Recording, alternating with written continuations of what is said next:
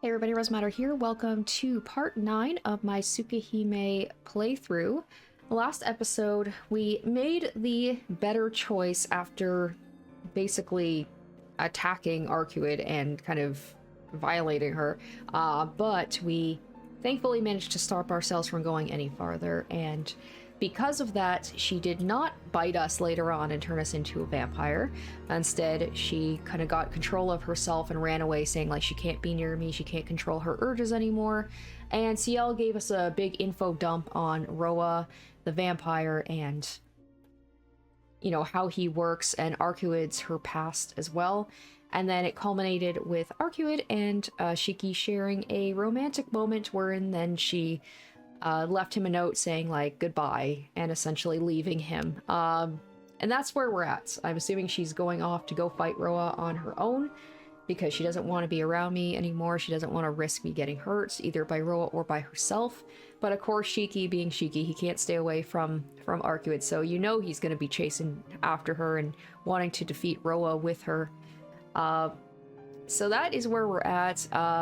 And seeing where we're at in the walkthrough, I'm guessing that we could probably wrap this up in an episode or two. So, like, I think we're almost done the Arcueid route, which is crazy. It feels like I just started it. So, anyway, guys, let's continue on and let's see what happens next. I wake up. Bright sunlight streams in through the curtains. Looking at the clock, just turned noon. Crap, school. I quickly get up, but come to think of it, it's Sunday today. There's no need to go to school. If there's anything I should worry about, it's the fact I stayed over at Arcueid's place without calling home. Come to think of it, I think I saw a weird dream. A dream where I was talking to Arcueid. She kissed me at the end. I'm really out of it. For me to see such a happy dream when Arcueid's sleeping next to me might be proof that I'm really happy right now. Don't you think so, I turn to the bed, and my voice cuts off. Arcueid? I look at the bed in shock. There's no one there. Arcueid isn't around anymore. I'll be going now. In my dream, Arcueid said that. Hey, wait. I look around the room, but of course she isn't anywhere. The only thing I find is a single piece of paper on the table. What? I don't know if it's some kind of a joke or if it's another language, but the paper only has the word bye written on it. Why? I don't want to believe it, but more than that, I can understand what Arcueid did. Why? Got to be kidding me. Bye. It's just too simple. We even promised. We promised to be together. I told her I'd help her until the very end. Why? Why did she go off by herself again? Why, Arcueid? I scream as loud as I can and crumble the piece of paper. After that, I fly out of the room and look all over like I've gone mad. I can't find her. I know. I already know she won't ever appear before me again. But still, I can't give up. I'll go crazy like this. I'll go crazy unless I find her and yell at her for how much of an idiot she's been. But I still can't find her. I'll never see her again. Something desperately ends. She'll settle things with Roa and disappear by herself.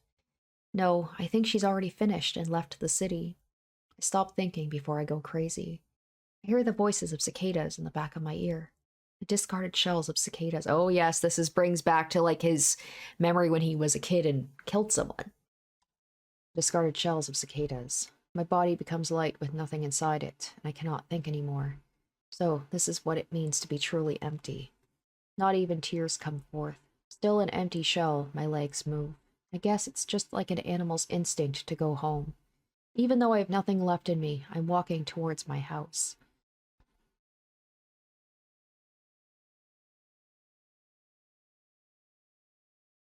Right, the 11 days. We're at the final day here. I wake up to the sound of Hisui's voice. Since then, after returning to the mansion, I must have made my way to my room somehow and slept. Shiki-sama, are you not feeling well? No, I'm fine. Answering, I sit up in bed. I'm almost amazed at myself. I don't even feel like talking, but my body tries to start my day as always. Breakfast? I'll be down soon. Yes, I will be waiting. Looking as if she still wants to say something, Hisui leaves the room. I change my clothes and head to the sitting room. Akiha and Kohaku are there. Morning. Giving my usual greeting, I go to the dining room. I eat breakfast and return to the sitting room. I sit on the sofa and stare at the clock. Nisa? You know you have school today, right? Hmm? Yeah, that's right. I guess I should go to school. I forgot. I didn't feel like doing anything, and I thought I would keep living like this empty shell. I do have my life as Tonoshiki. If I don't have anything to do, it won't hurt to go to school. What a weird thing to hear your brother say, or to hear anyone say. Nisa? Especially like to refer to yourself in the third person. Akiha looks at me uneasily. Speaking is just a pain. Without saying anything, I go to school. Time passes by uneventfully. I emptily attend my lessons. The sound of the chalk. I mindlessly write down what's written on the board into my notes. I look out the window into the rear courtyard. Of course, there's no one there. What am I doing? Just calmly attending my lessons like this. Not searching for her and just returning to my normal life. But there's no way for me to search for Arcueid. Since she left on her own, there's probably no possibility of me finding her. That's why I really lost Arcueid. Snap. A sound comes from above my desk. Ah, it's nothing. I was just gripping my mechanical pencil so hard I snapped another one. Classes end. In the commotion of the classroom, I still remain seated. Tohno, can you come here for a moment? My math teacher speaks up from the podium. Yes, what is it? I respond and walk towards him. Tohno, hasn't your recent behavior been a little wild? I've received information you've been going out late at night. Does it ring a bell? Yes, these past few days I had things to do in town at night. I see. My math teacher, well, my homeroom teacher as well, looks a bit concerned, and looks a little sorry. I know you're not the kind of student to goof off at night, but there have been concerns voiced by the faculty.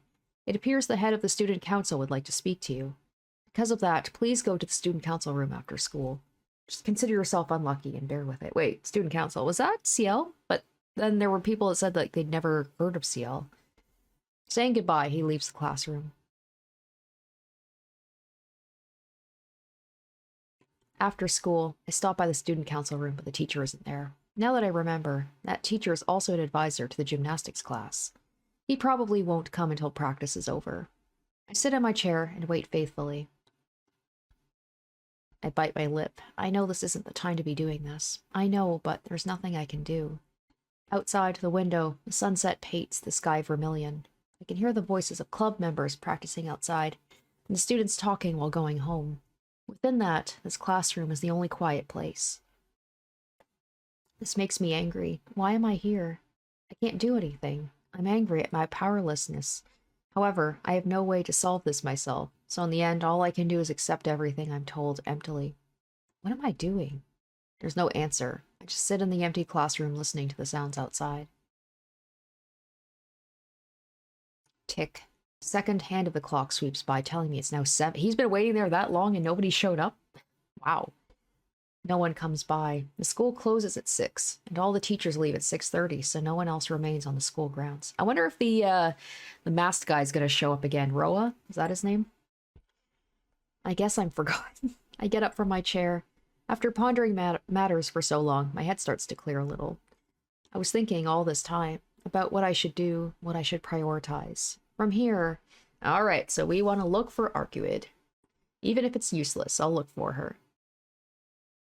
I should look for Arcueid. The fact he just got left behind, nobody came for him? No matter how impossible it might look, no matter how hopeless it seems, it's all I can think of. I'll keep searching until I find her. I can't leave her by herself, and I can't let her settle things with Roa by herself. Alright, my mind is set, so I can't waste any more time here.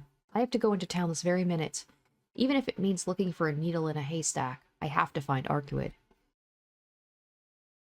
Naturally, the hallway's empty. Like, I've been attacked a few times in the school, haven't I? I feel like the fact I'm all alone, this is bad news. Maybe Arcueid's gonna come just to rescue me, or maybe Ciel will. The lights are shut off, and the hallway's illuminated solely by the blue moonlight streaming in from the windows. I realize as I look up in the sky from the hallway, tonight is a full moon. I lose myself for a moment, gazing at it. The silver moon, delicate beauty like glass. It feels like it will crumble if I were to reach out my hand and touch it.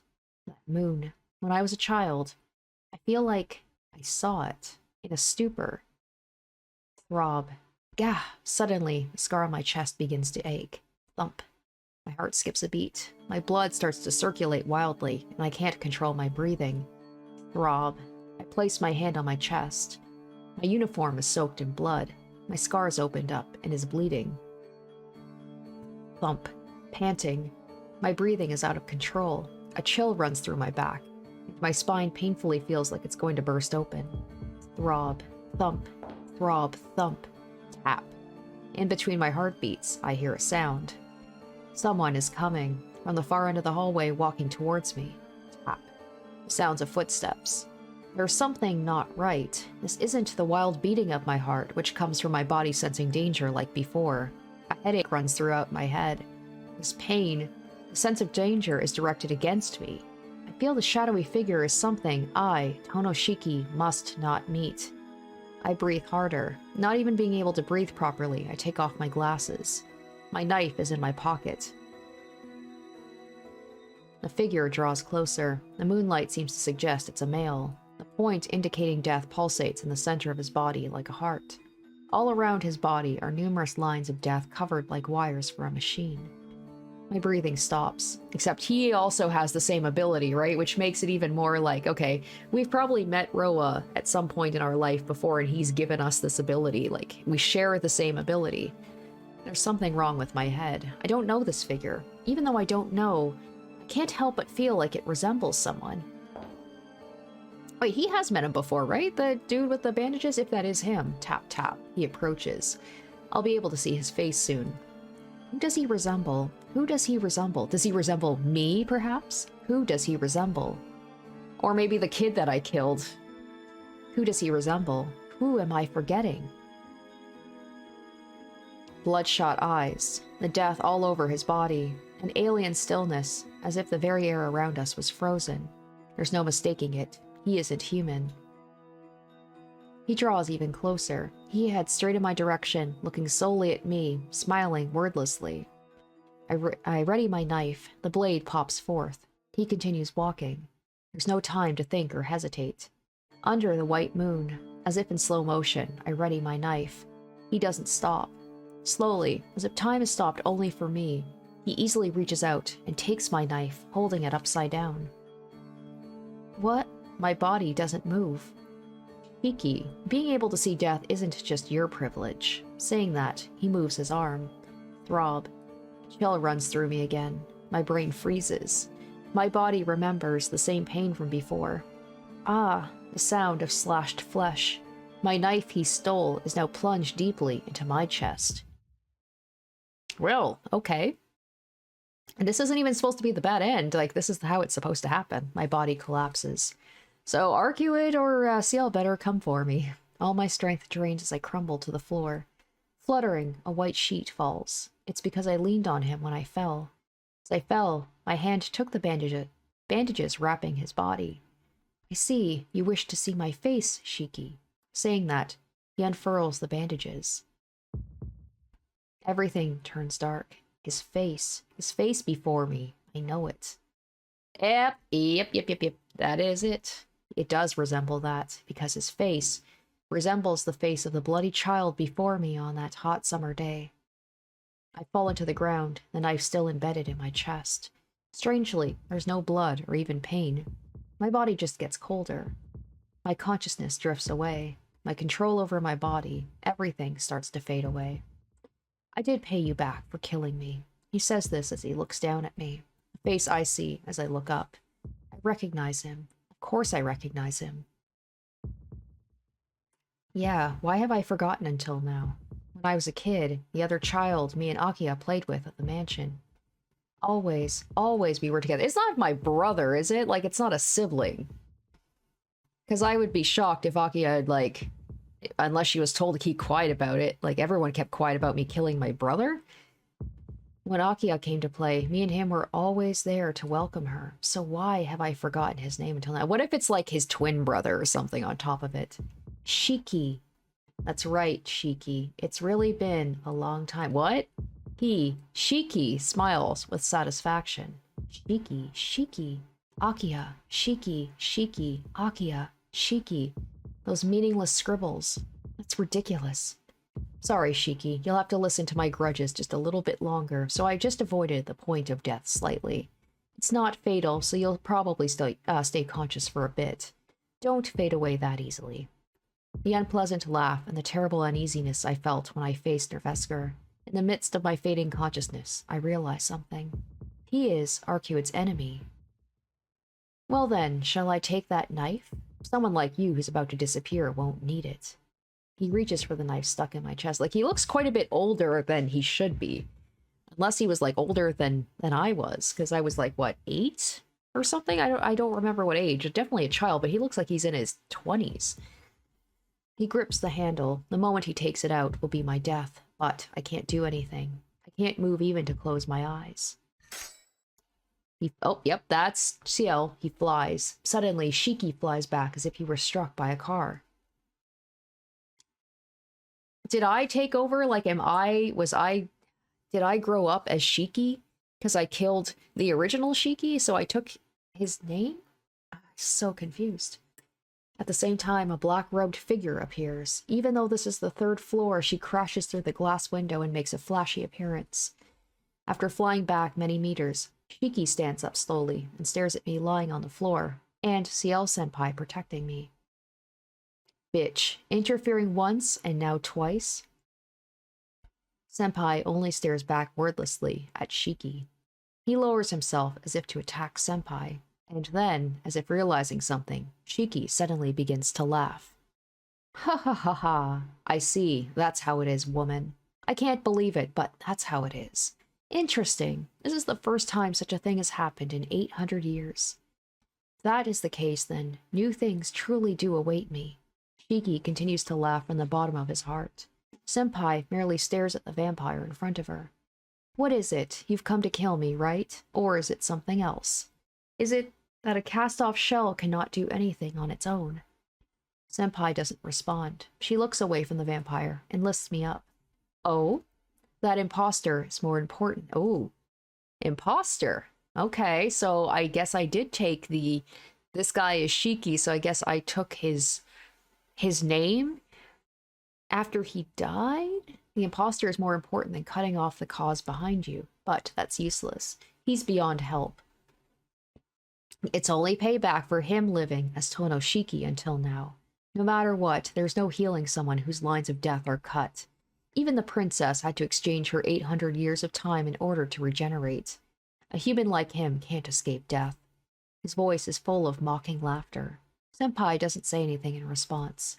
In the end, without a single word as she holds me, she just goes through the glass window and jumps outside. She seems to treat the height as if it were nothing. With a light step, she lands on the ground and runs from the school without even looking back. Through it all, I look only at the school building with empty eyes. The 3rd floor hallway I was in until just now. I blankly look at the vampire with long black hair as he victoriously watches us leave. I wonder, is Arcueid gonna find me and, like, sacrifice her life so that I can survive? Alright, we're day... Oh, no, 12. Okay, so it is still the 11th day. I was like, that was a quick day. Still holding me, Senpai heads straight for my mansion. I don't know what she's planning. I guess it is the next day if it's after midnight. I don't know what she's planning, but it can't be good. With a knife still embedded in my chest, there's no mistake that my death is near. If Akiha sees me like this, it won't just be a matter of her worrying. Damn it, I can't speak. I want to tell her to cut it out, but I can only gasp for air. Please be quiet, Tohno-kun. It's okay. I'm sure your sister can help.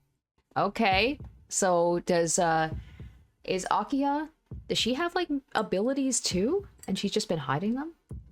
Help. Oh my gosh. Oh, I said that there was something about Hisui and Kohaku. I'm like, I bet they probably are not who they seem. They probably have some sort of abilities, but I didn't think about Akiha maybe having abilities too. Help. That's impossible, Senpai. I'm stabbed in the chest and I can't even move. There isn't anyone who could help a person about to die like this. No, it's possible. Otherwise, it wouldn't make any sense. Look, if your sister couldn't help you, you would have died 8 years ago. Oh shit, that's why. I know we can still make it. Her words have so many U's in them, I can hardly understand. Senpai, what do you... Geez, just please be quiet already. If you speak anymore, we may not be able to help you. She gives an unbelievably serious, angry face. I feel terrible, so I close my eyes. Well, anyways, it's beginning to get hard. Staying up. So... Man, they're just throwing a lot at me here the last little bit. Okay, alright, here we go, here we go. We're gonna get some of the context of it. I was always an outsider to my family. From an early age, I always thought that. From the time I was adopted from the Tohno family by the Arima family. No, actually, long before that, I was an outsider to my family.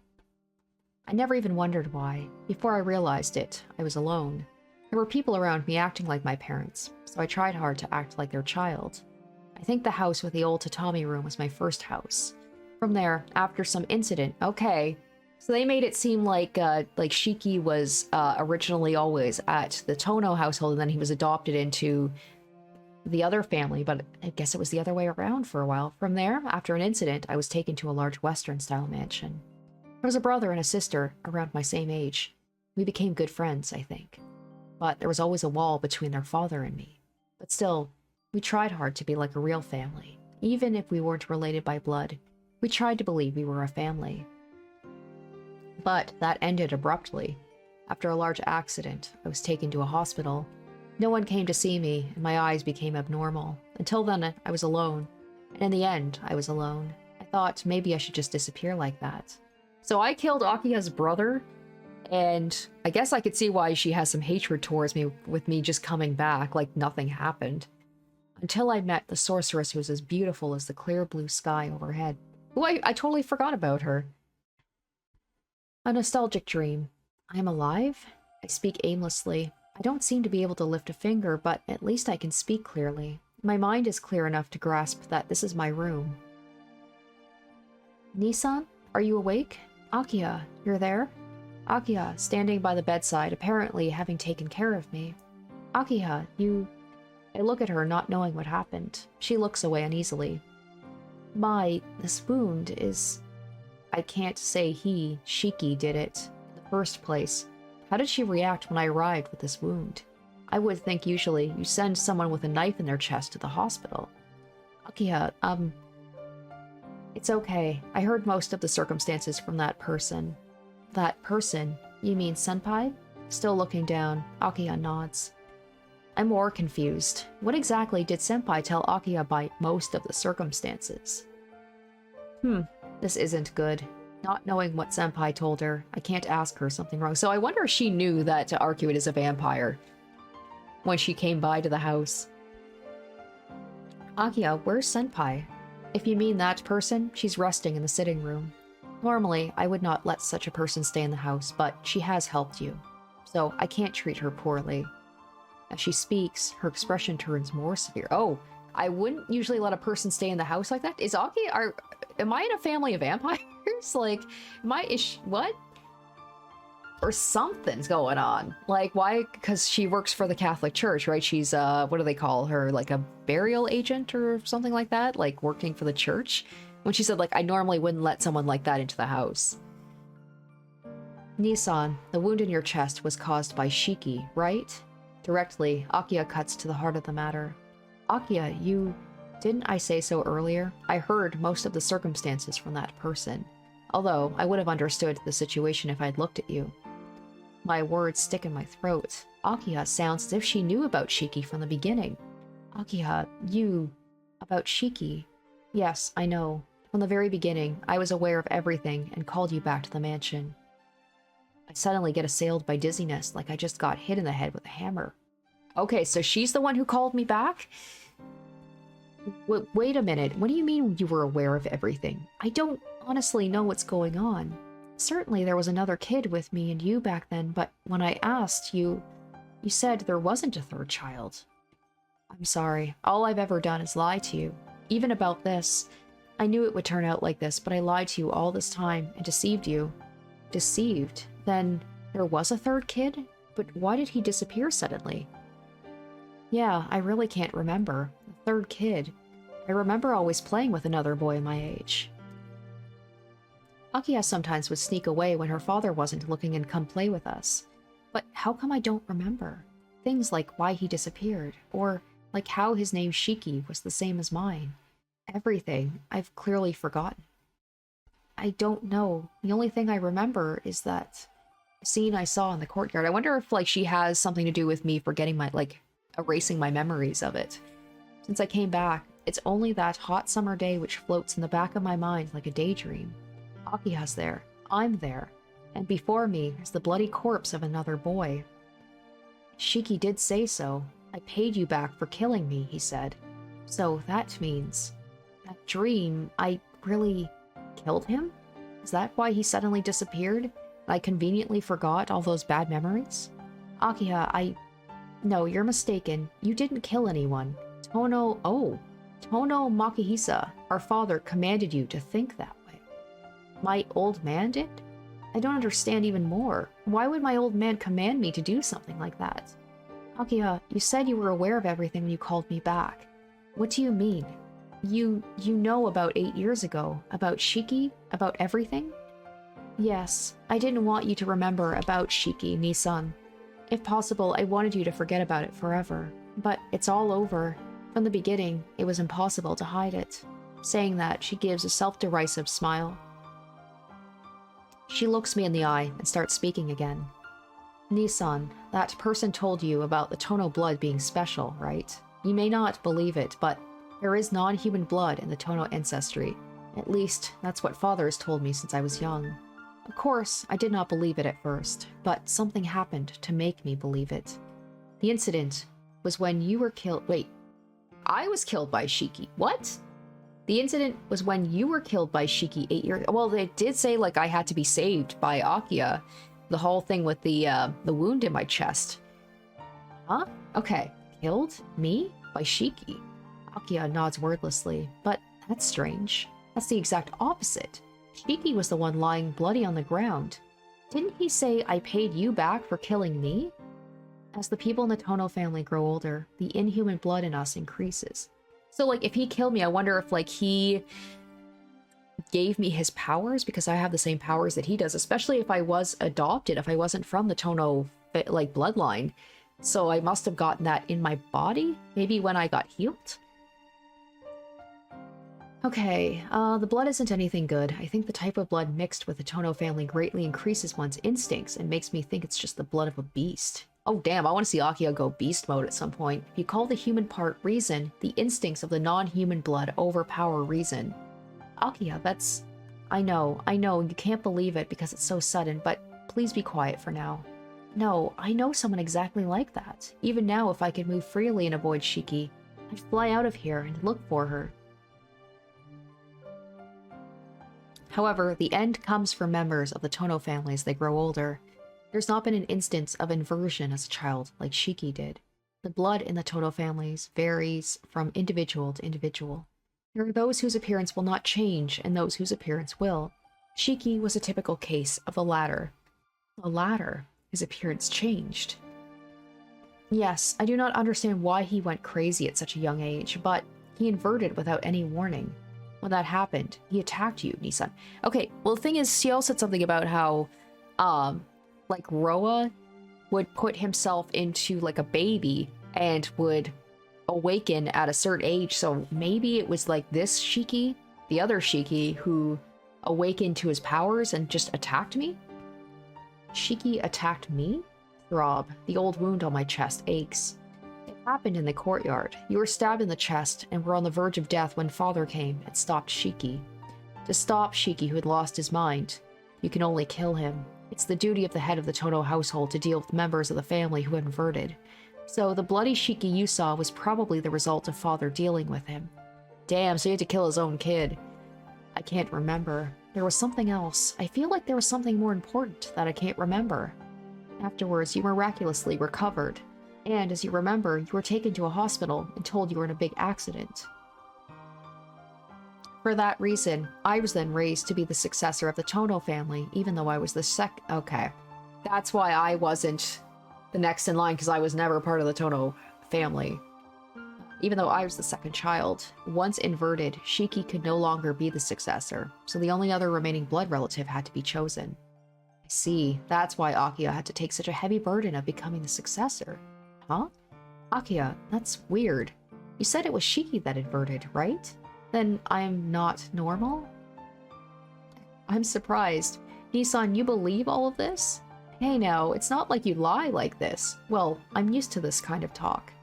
More importantly, I'm asking you if this is a bit strange, Akiha. I suppose you are right, but Nissan, there's nothing wrong with the story, so can we not discuss it any further? No. Sorry, but finding out about Shiki is important to me. He's both my and her mutual enemy. I can't just ignore him. So I have to know the truth. I can't have any traces of doubt left. Why is he alive if the old man killed him? Why? I forgot something so important. Please tell me, Akiha. It's simple. You had a reason you could not succeed, the Tohno family. You really even forgot that, didn't you, Nissan? I wish the illusion could continue forever. Akiha? Nissan, you are not— well, I mean, they literally said about the fact he was adopted, right? Well, oh, I guess she didn't. He said that he had a memory of, like, I think I was in the old house first before I went to the mansion. Nissan, you're not part of the Tohno family. Because of a whim of Father's, he adopted you just because you had the same name of his son, Shiki. Eh? You and I and Shiki. We were raised as true siblings. You were really good friends with Shiki, almost enough to make my childish heart feel jealous. But after what happened to Shiki, everything went wrong. Shiki was taken care of secretly, but the eldest son of the Tohno household could not be killed. Tohno family has important standing in society, doesn't it? So, they could not tell society that the heir to the family suddenly just disappeared. Then, Father had an idea, to treat Nissan, who was almost killed by Shiki, as Tohno Shiki, and to let Shiki be the adopted son who died in an accident. Okay, in other words, you traded places with Shiki. The one killed remained alive. The one who killed died. That's your relationship with Shiki. Then what is this? I'm not your brother? I'm not even a member of the Tohno family? Of course, not a member of the Arima family either. Then where am I from? I'm sorry, no one can answer that now. Nissan, the child named Shiki is gone. The child named Shiki died 8 years ago. Not in terms of living, but in terms of existence. Name, past, family, even memories. None of these remain anywhere. You traded places with Tohno Shiki 8 years ago. Father disposed of everything. That is why you were adopted by the Arima family, to maintain appearances. The eldest son of the Tohno family must still be alive. However, since you're not related by blood, you cannot be the heir. Reasoning that your body was weakened by the accident, you were given to the care of the Arima family. He commanded me not to let you near the mansion again. Akiha's voice is trembling. She looks down, acting like she's resisting something. I know she must feel terribly guilty, but I don't intend to blame her. It might make me feel a little better that she feels that way, but there's something I still have to ask right now. No, there are still 2 things I need to clear up. Please, just keep talking, Akiha. There's some things I still don't get all the way. Nisa? First, I understand I'm not a member of the Tohno family, but that raises another question. You said the members of the Tohno family are special, but the truth is, I also have something strange. Senpai said it was because I was a member of the Tohno family, so I was convinced, but I'm not a member of the Tohno family, right? Then what does it all mean? I do not know. Certainly Father did not seem the type to just adopt someone on a whim. There may be some reason to why he adopted you, Nissan. I see. Well, it doesn't really matter to me what family I'm from, so there's no need to worry about it, Akiha. And, I always thought I was just lucky to be alive. It was a really fatal wound, wasn't it? Then I'm blessed enough just being alive. Yeah, and more than that, the problem is... Second, why is Shiki alive? Glare. I unconsciously let hostility slip into my stare as I look at her. Nissan, it's strange that he's still alive. Shiki lost to his Tohno blood, did the inversion thing, didn't he? And he killed me and was struck down by the old man. Then he shouldn't be alive. There's really only one possibility. Just like I recovered, he must have recovered. Well, maybe my old man didn't kill him. After all, no matter how insane he was, it was still his son. So maybe he didn't kill him and hid him from the eyes of everyone else. Just like how I was sent to the hospital. Akiha doesn't answer. It seems I wasn't off the mark. I see. The old man probably intended to call him back to the mansion when Shiki regained his sanity. That isn't true, but she can't say it. She only silently looks downwards. It's okay. It isn't your fault or the old man's. Of course, not Shiki's either. It really all just sort of happened. It was just bad luck that some insane guy from overseas entered Shiki. You said everything went crazy, but that's all that happened. Akiha doesn't respond. I'm a little tired. To be honest, I didn't want to know anything about myself. More than that, I have to find Arcueid right now. Akiha, I'm a little tired. I'm gonna sleep, so could you please leave? Yes, if you say so, Nissan. Akiha heads toward the door. Akiha, there's still one thing left to ask, so I call after her. What is it, Nissan? Yeah, why did you call me back here? I'm not even your real brother. Please don't say such foolish things. You are my only Nissan. Now and back then, even if you forgot, from when we were little, to Tohno Akiha, you are my only Nissan, Shiki. The door clicks shut as Akiha exits my room. After she's gone, I finally realize my situation. It's just past 10. It's been 3 hours since Shiki, no, Roa, attacked me at school. I still can't move at all. I feel like my body is a remote-control robot. My mind is working and I don't even feel pain, but I can't move my arms or legs. I take a deep breath to calm down. I can't move because I'm trying to move large things like my arms or legs. First, I'll start small, like the little finger on my right hand. I concentrate on trying to move it. I focus all the power in my body to my little finger. My whole body starts to break out in a sweat. After a few minutes, I finally move my little finger. It's just my little finger, but it gets the momentum going.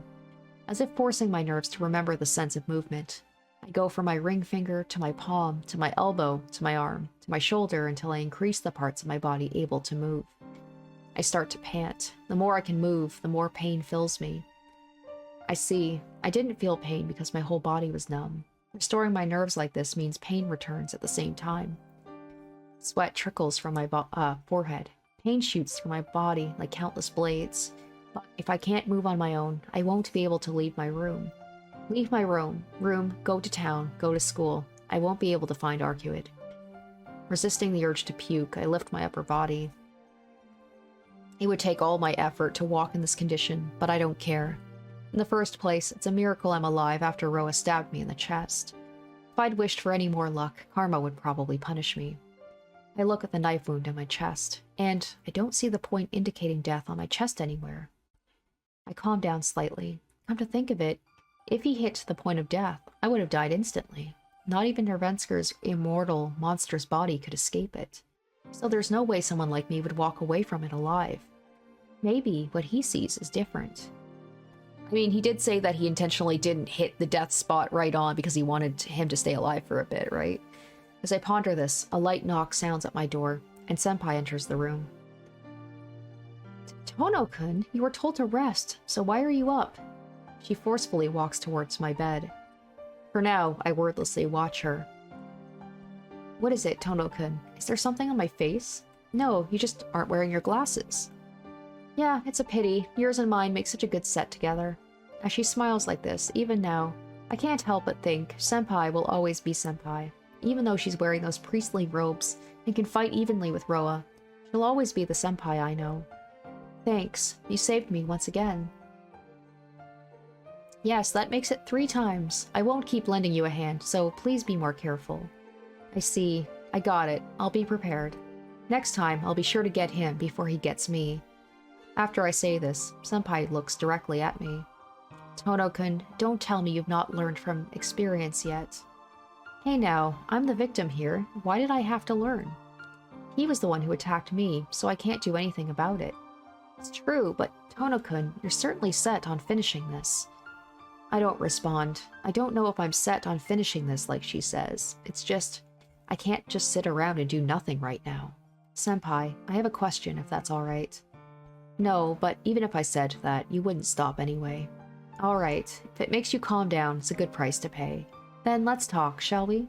Senpai sits in the chair Akiha was in earlier. I thought she'd try to stop me right away, but I don't know what she's thinking. Then I'll ask. The guy before was Roa, wasn't he? Yes, that is his host this time. Okay, so maybe that's why Ciel didn't kill me outright, is because she knew, like, that wasn't, like, I wasn't the one that had Roa in me. But I did still kill Arcueid.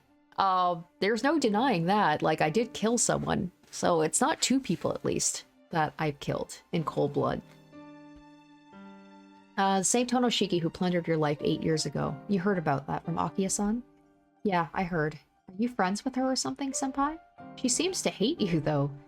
I am hated. She despises my job of hunting heretics, and it seems she does not like me either. It seems to be a rather remarkable hatred. She amazingly says this all with a smile. Oh, well, that's another matter. Back to Roa. His lair is at our school? I can't say exactly, but it seems like the school building is his lair.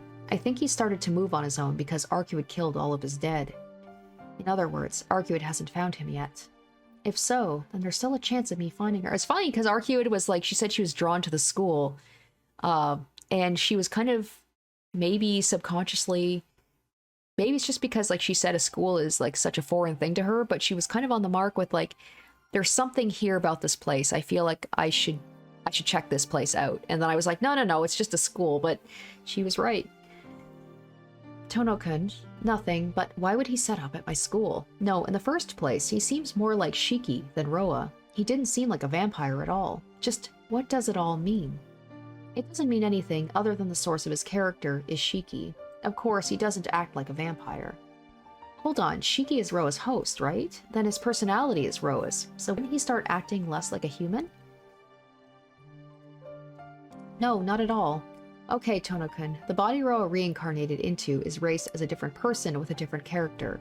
Unless he matures as a human until Roa awakens, he will not be able to use his intelligence as Roa. But after Roa awoke within him, Roa's principles follow that of the host. Then the guy is unmistakably Shiki, and there's none of Roa's personality at all? Yes, in a way, Roa doesn't exactly exist anymore. What does exist is the conceptualization of Roa's desire for immortality. What's troublesome is the steady accumulation of wills, of history, of magical knowledge, all parts of this malicious conceptualization. For Roa, as long as he can continue his thesis on immortality, he doesn't care what else he does. Roa increases his dead, but it's really more like an instinct in a species to breed children. Shiki's true desire and what Roa really wants to do are completely different from each other. What Shiki really wants to do. Yes, probably in his desire to kill you, is far greater than any conciliation with Arcueid. What? I don't get at all what she's trying to say. Why would he want to kill me? It's hard to say, but Shiki thinks you killed him. What do you mean? I'm the one who was killed. He's got it all backwards. But you are alive, Tohno-kun, and Shiki was killed. In the end, you became Tohno Shiki, did you not? After Shiki received judgment from the Tohno family, he had a miraculous recovery, just like yours. However, he didn't have his house to return to, because Tohno Shiki was very much alive, living with his sister, Akiha-san. In a way, you killed Tohno Shiki. You took away his only place to return to. Being hidden away by Tohno Makihisa while you lived in his place, you can only imagine how Shiki felt. To Shiki, I'm just an imposter who's using the name Tohno Shiki? Yes, which is why Shiki hates you more than anything, Tohno-kun. But I didn't do so because I wanted to. But I guess Shiki doesn't care about that. To him, I'm the hated imposter who stole everything away. The man who stole his home. Without any abatement, he lived and seethed in hatred these past 8 years. So of course he wants to kill me. But I was still the one killed, senpai. Tohno-kun? Yeah, I had things stolen from me too. 8 years ago, I was 9 years old. Back then, the Shiki who lived up until that time disappeared without a trace. I can't recall my past too well. I don't have this urge to meet my true parents, but I can't even remember any treasured memories I may have had. Whoever Shiki had been, he's nowhere to be found. Tohno-kun, you can't fight because of hatred. As if sensing the danger in my words, senpai warns me. I tell her not to be ridiculous as I shake my head. That's not it. I have to deal with Roa for a different reason. You don't hate him? I'd be lying if I said no, but it doesn't really matter. I just can't let him run loose by himself, because if I do that, the princess would try too hard. That's why I have to help her. I promised her I'd help to the very end. That's right, which is why I can't be resting here by myself. She's always going through so much pain, yet tries to act so cheerful in front of me. I just can't understand. Why do you support her so much? Arcueid's a vampire. Isn't she different from you? Yeah, but she's pretty, so... I don't care about that. All I know is I love her. That's enough reason for me to help her. Looking at Senpai's eyes, I speak directly. Senpai brings her hand to her mouth as if moved and blushes for some reason. See, you're saying you'll help her to the very end, Tohno-kun? Yeah, I don't have time to waste. If Roa is at my school, I have to leave right away. Otherwise, Arcueid might try and fight Roa. If that happens, her safety isn't guaranteed. So I have to lend her a hand. I don't know how much use I can be, but it has to be better than Arcueid by herself. It is hopeless. Even if you were able to move fully, she isn't able to match Roa in her present state. Not able to match him? How do you know about that, Senpai? A simple calculation. She's already suppressing the urge to drink blood, which she's fell victim to before. This reduces her power so much, she couldn't even stand up to a half-powered Roa. Your power is less than half of Roa's, so you can't match him even if you work together. What about, come on, don't you want to take him out too? The three of us together, surely we'd have enough power. In the first place, she is very close to death. Her power is weak, and she's using that to suppress the impulse within herself. It would be like us moving around after having our lungs smashed. What? What do you mean? Close to death? Why? Certainly she was in pain, but she didn't look close to death at all. Of course, that's all because she is resisting the urge to drink blood. It'd be easier if she drank it, but I don't think she would ever do that. So as long as she pursues Roa in her present state, she's racing towards death. That's just ridiculous. I stand up from my bed. I fall to the floor instantly, without even catching myself, like a piece of trash hitting the carpet. How weak. Arcueid is in such a desperate situation, but I'm so weak I can't even walk.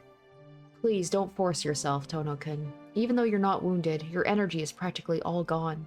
It's probably Roa's host, Shiki's ability. Just being stabbed by a knife shaved some of your life away. My life? Think of it as your energy, which allows you to live. It is infinite, but exhaustible. It's produced as long as one lives, but the amount able to be stored varies from individual to individual, so the amount of life that can be taken away from a body is limited. Before we use up all the energy we have accumulated, we draw more from this unlimited source. So if there was a way to steal all the accumulated energy in a single instant, the person wouldn't even have the minimal energy needed to draw in more energy from this unlimited source, and all life activity would cease. Oh boy, that's a lot to take in. Life which uses life. Then things use it to live? That's true, you can't exactly call it death. It's more like a car that has no gasoline. It can't run. Saying that, she helps me stand up and moves as if to tuck me into bed. Enough, I'm not going to lie down. What are you saying when you can't even stand up by yourself? You don't want to lie down, then just stay like that. She pushes me down, and I forcefully sit on the bed. Just sitting up like this leaves me out of breath. Shit. In this state, I can't make it to school. Even if I was able to see Arcueid, I'll just be a burden on her like this. You don't have to fight anymore, Tohno-kun. It will all be settled in a matter of a few days. Settled? What do you... Because I found the reincarnation of Roa. The Vatican, our headquarters, has approved my request. Within 7 days, the burial agency, under direct control of His Holiness the Pope...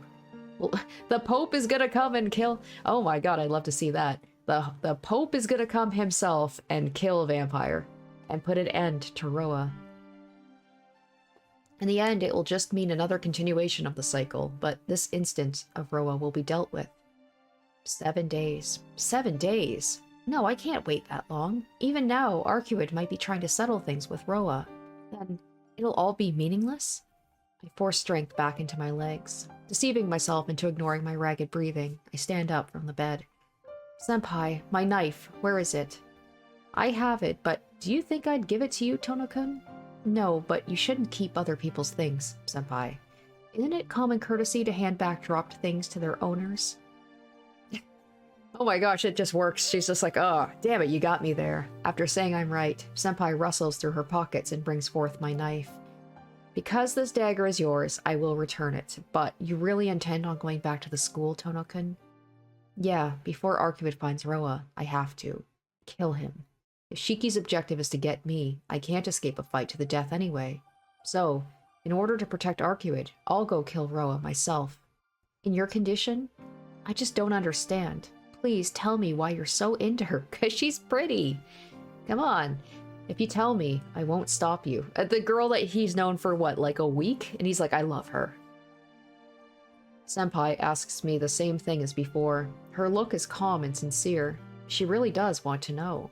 Why I want to help her? Because I like her? Or because being with her was fun? I feel like there's more of a connection, especially because we don't know, like, this Shiki, like, where he came from. He says he doesn't really have any memories of his past, so maybe he's connected with Arcueid in some way.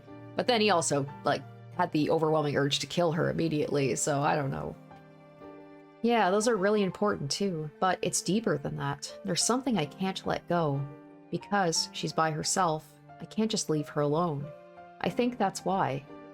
That's a lie. You can't risk your life because of that. Please, answer seriously, Tohno-kun. I can't understand that kind of reason.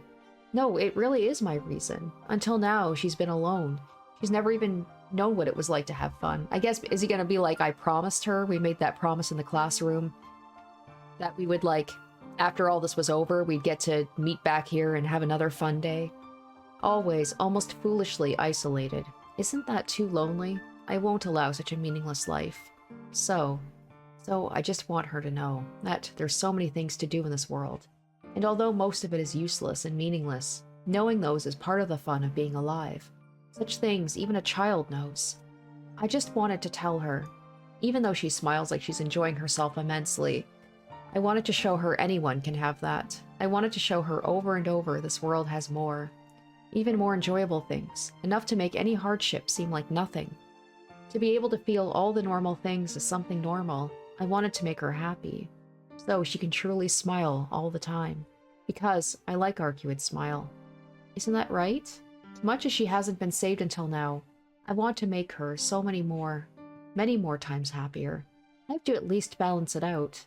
In the first place, it's so simple to end her solitude. It could have been easy as to be like, I killed her and I want to try and make it up to her. That would feel like that would make more sense than just be like, she's lonely and I just want to, like, make her happy. Yeah, it's very simple. Just speak with someone and do what you want to do.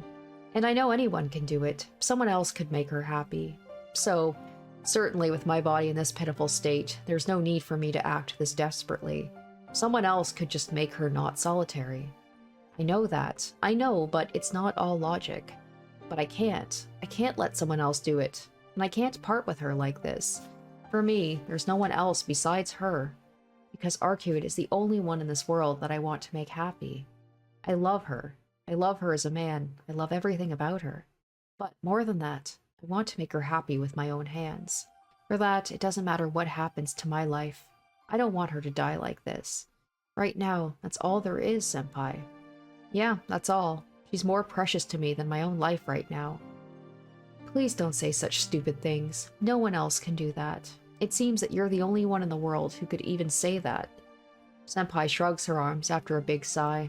Senpai, it makes me a little angry. She's happy enough already. As if she's giving up something, Senpai speaks with a gentle voice. And then I hear the rustle of tree branches from outside the window. Oh, you don't need to be surprised. She was just leaving.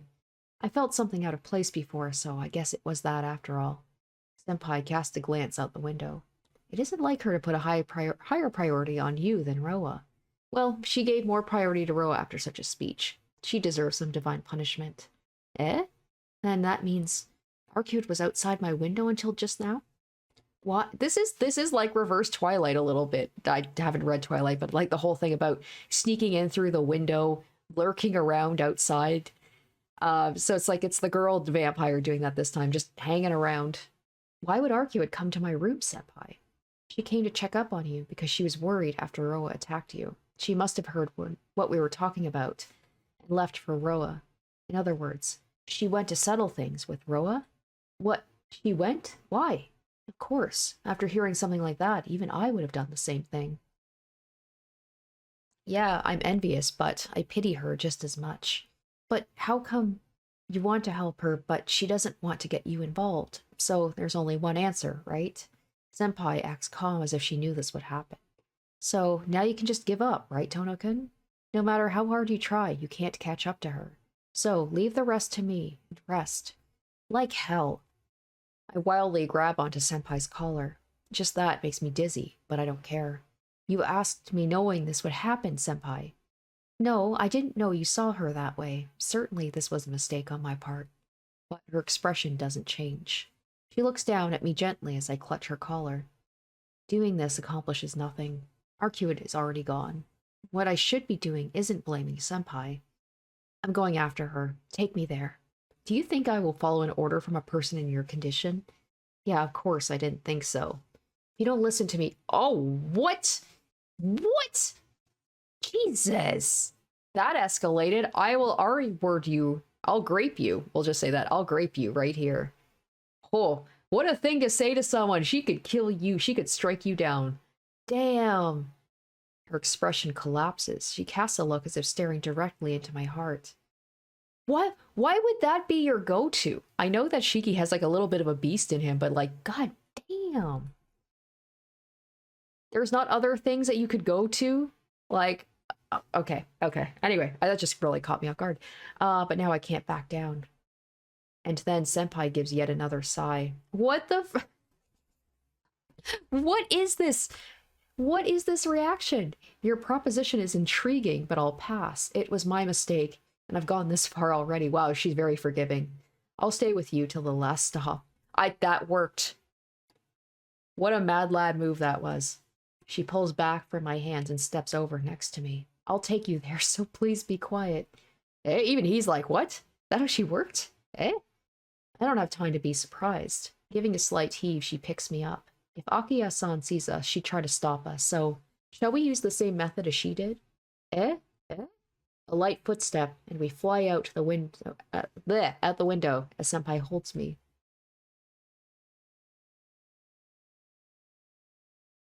We arrive at school. Even though she was carrying me, Senpai isn't even out of breath, and she ran as swiftly as if she were sprinting by herself.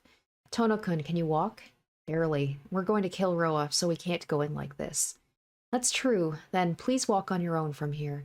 Senpai lowers me to the ground. The school is eerily quiet. Once we go inside, all that's left is a fight to the death. I take off my glasses after a deep breath.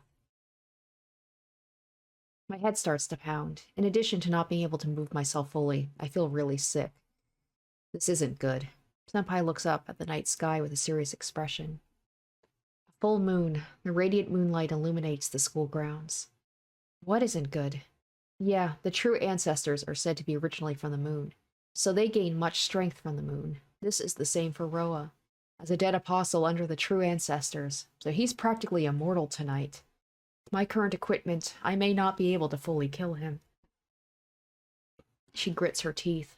Practically immortal, but that doesn't mean a thing to me. If I could get close, even if in the next instant I'll be stabbed in the chest once more, if I could get close, I can pierce his death. It's very bright tonight. It'll be difficult to conceal ourselves in darkness. I'm rather fond of moonlit nights, but it's a little different tonight. Senpai sighs. The pale, shiny moonlight and the frigid night air. I can even see the lines of death growing. Really, I don't like moonlit nights. Tono-kun. Creak. My brain creaks. Rather than in sunshine, I can unpleasantly see everything clearly in the weak moonlight.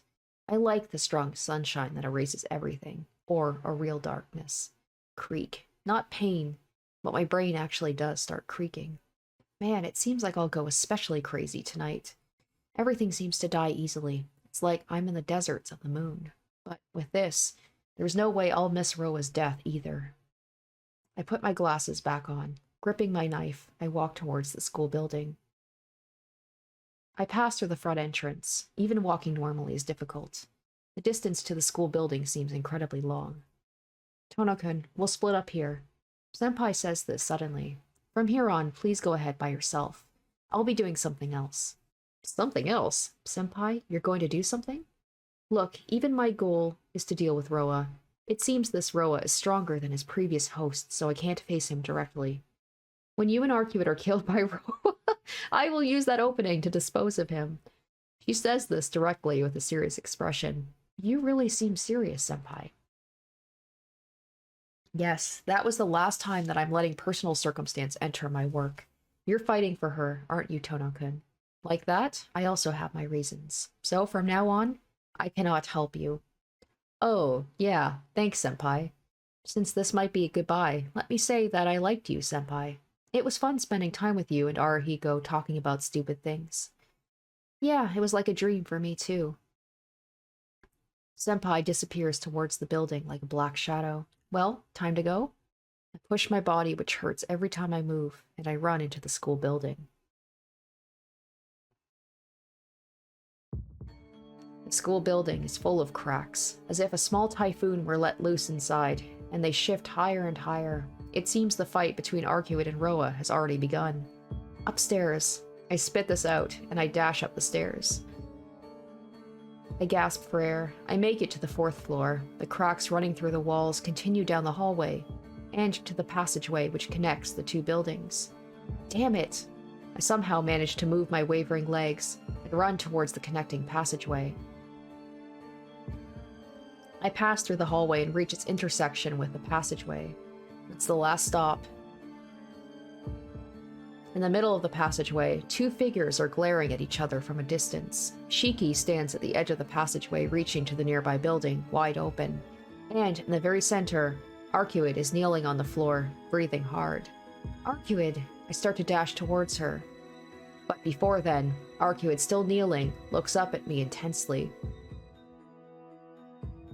I can't move. The instant her eyes fixate on me— oh, she's doing this on purpose so I don't interfere. The instant her eyes fixate on me, my body, as if becoming stone, doesn't move at all. How awful binding your friend with your mystic eyes like that. It would have been okay for you to let him die with you. Hee hee hee. Shiki, no. Roa laughs amusedly. Mystic eyes? Why? Why is Arcueid using this on me? Finally, even though I finally made it here on time. Why? Why, Arcueid? Arcueid looks away at me, directs her gaze at Roa. She doesn't say anything. She doesn't say anything to me. She only glares at the enemy in front of her as she breathes painfully. Why? Why? I can't even shout out, not because of her mystic eyes, but I finally made it here. Cursing my ineffectiveness, my body, which I forced for so long, starts to lose its heat. Roa laughs loudly as he watches the 2 of us. I see. You're finally prepared, princess. Roa leisurely walks over to Arcueid. Arcueid remains kneeled, unmoving. My, you're pretty good, Shiki. It seems the princess here is going to fight me to save you. If it were the former princess, you would be terrifying, but you're just now a regular vampire. You don't even have the power of a true ancestor anymore. Geez, it would have been better if only you had fallen to your desires. Quiet, Arcueid's voice echoes through the hallway. What is this? If it's not a hallucination. Everything around Arcueid starts to waver. What? Roa stops walking forward. Marble phantasm. Oh, marble. Is that like the reality marble? I would say like it's, what's the word? Like, references to fate, but it's the other way around because this was the original with the mystic eyes, the marble phantasm. As if to be expected from the royalty of the true ancestors. Roa retreats fearfully. However, you cannot win against me, because I have something you lack. Arcueid stops breathing, as if ceasing all movement in order to gather up all her strength. You know, don't you? Right, it's the experience of death. I know what death is, but you do not. That is our difference. Well, as long as something is alive, it cannot experience death. The only one who knows is probably only an infinite reincarnator like me. The wavering of everything around Arcueid grows stronger. Humans are instinctively afraid of the unknown. This does not change even for transcendent races like the true ancestors. No matter how much of the occult you study, no matter how long-lived you are, you cannot experience death. Well, she kind of did, right? I killed her. You all gain so much power by resisting death, but at the same time, it's the source of your weakness. You run away from death, whereas I accept it. That is the difference in nature between you, Arcueid Brunstad, and I, Michael Roa Valdamjong. Even now, I live as a human in this age. An out-of-place ghost like yourself has no right to judge me. Crack. The glass along the passageway starts to break. I know about death, about the darkness, the nothingness which I've journeyed through so many times. To me, death is little more than a common ritual. Let's say you destroy this body right here. I'll still remain in this world. Why don't you understand it's useless to fight me? Roa spreads his arms higher. Arcueid doesn't answer. All right, if you still insist on challenging me, I will not stop you. Your resistance will be rewarded. Roa lowers his arms and crouches. Everything around Arcueid seems on the verge of bursting apart. I can't speak. This isn't good. My brain screams to me. I shouldn't let this happen. I don't know why. I don't even have proof. Just I, someone who has seen lots of death, can tell. Roa and Arcueid. Which one of them is closer to death? Stop. I can't speak. I can't. Crack. The sound of the air itself ripping apart. The warping of Arcueid's surroundings propagates along the entire passageway. The entire hallway pulses. The glass windows, the walls, the hallway, the whole building, they become roiling waves, as if they were a shredder with tens, thousands, no, countless number of blades. Gah. In a single instant, Roa's body disappears, distorted, sliced, compressed. All that remains are his ankles. The sliding of the hallway ceases. It's not going to be that easy, is it? Maybe it only lasted a moment. The passageway is like it was before. Only all that's left are Roa's ankles. But it didn't end there.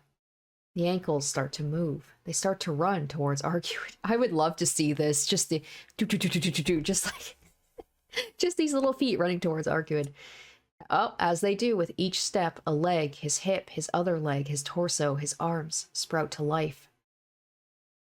Arcueid still kneeling, not moving. Directly in front of her, Roa's neck and head come back into being.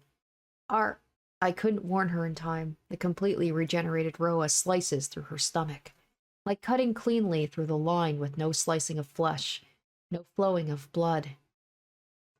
Right, because he has the ability to. That was close. I knew it was correct to choose tonight. If the moon was waning even the slightest bit, I could not have regenerated from just an ankle. And, princess, you cannot regenerate from that wound.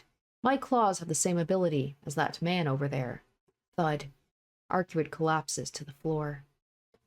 I mean, she probably doesn't have the ability to regenerate now because she's already was working on so little power, but I've sliced her up and she managed to come back.